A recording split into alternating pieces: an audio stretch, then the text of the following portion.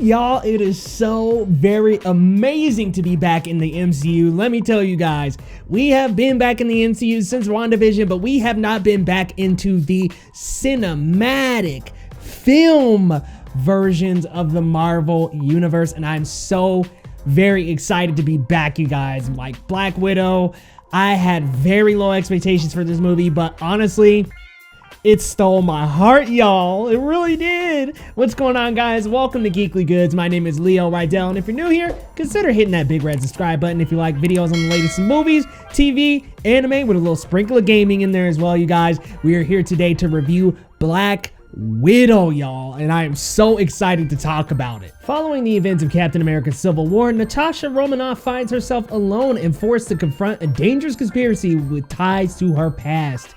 Pursued by a force that will stop at nothing to bring her down, Romanoff must deal with her history as a spy and the broken relationships left in her wake long before she became an Avenger. This movie stars Scarlett Johansson as Natasha, aka the Black Widow, Florence Pugh as Yelena, aka the second Black Widow, David Harbour as Alexei in The Red Guardian, Rachel Weisz as Melina Vostokov, and Ray Winstone as Dreykov, head of the Red Room.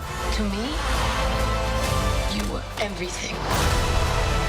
So guys, let's get started with the positives. This movie had a lot of them. Honestly, I just want to take the time to say shout out to Florence Pugh. This was an amazing role by her. She had amazing screen presence. She was charming. She was funny, humorous, more funny than I thought she would be. I really enjoyed her relationship with Natasha. They had really great screen chemistry together. Both her and Scarlett Johansson just really played off of each other so well. I love the quips. I love the duo. Marvel really knows how to do its duos incredibly well, as we've seen in WandaVision and the Falcon and the Winter Soldier, and not to mention even just Captain America with Bucky and Steve, and so many other dynamic duos that they really bring together. They do it again here and really hit the nail on the head by giving us this dysfunctional family theme to go along with it, which is another strength of this movie. The theme of family, and David freaking Harbour, man, he is hilarious. He's much funnier than I thought. The trailers led me to believe he was gonna be kind of cheesy and maybe not that great. Honestly, I loved him here. I thought he was funny. I thought he fit in very well with the dysfunctional family vibe that was happening here, but the themes of both family and heart just really touch in on this movie, and they do such a well job of making a family that's not perfect, but presenting them on screen and giving them a lot of room to work together and to build together as well, even though they have been apart for a little while. Just such a cool family dynamic. And Rachel Weisz, and of course, we can't forget Scarlett Johansson. She is amazing in her role as Black Widow. This is such a great last appearance for Natasha Romanoff. As we know, in Endgame, we already know her fate. We already know what's going to happen.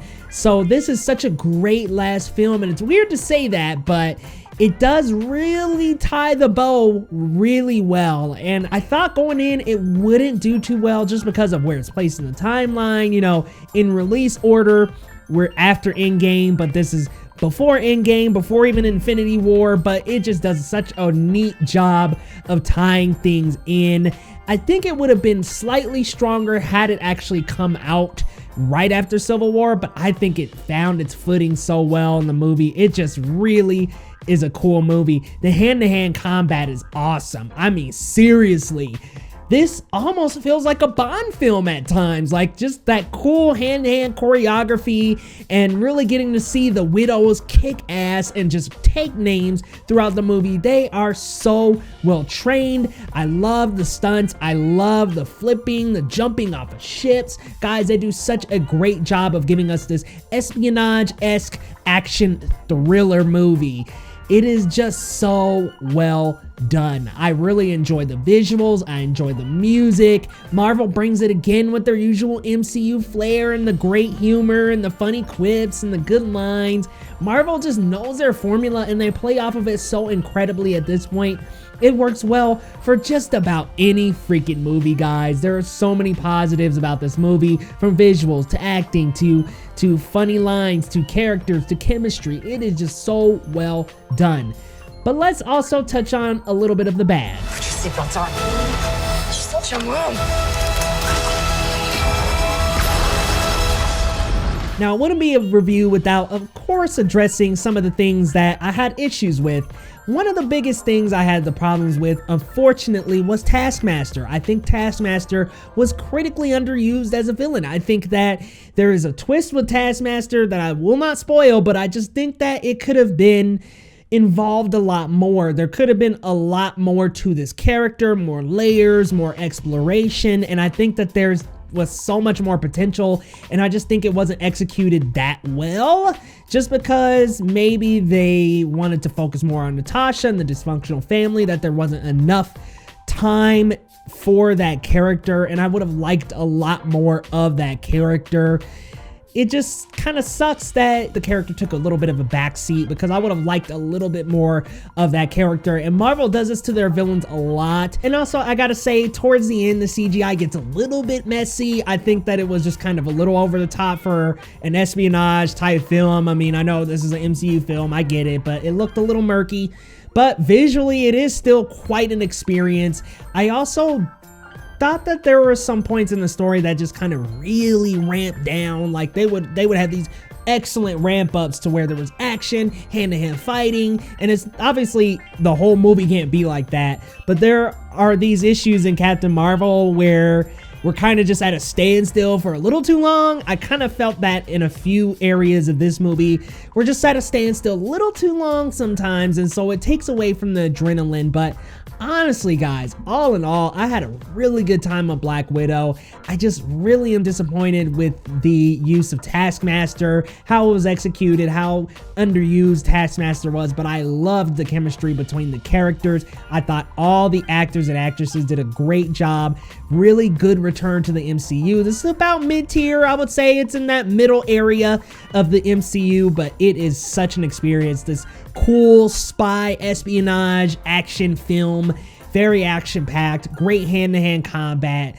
I really, really enjoy Black Widow, guys, and I am suggesting you see this on the biggest screen possible, because this is the MCU, baby, and we are back, guys. Now, if I had to give a rating to Black Widow, I would go with an 8.5 out of 10, guys. I might be on just a film high right now after just seeing it, but I loved every second I got to see of this movie. Guys, let me know how excited you are for Black Widow. How are you feeling? On a rating from 1 to 10, let me know down in the comments. Are you a 1? Not so much. 10? All the way home, baby. Because, guys, I'm not even going to front with you. I was sitting at like a 3. But I am easily at an 8.5 now. My adrenaline is super high. I'm excited. I cannot wait to see this again in theaters. Guys, if you're new to the channel and you enjoyed this video, go ahead and hit that subscribe button for your boy Leo Rydell, and we will see you next time on Geekly Goods.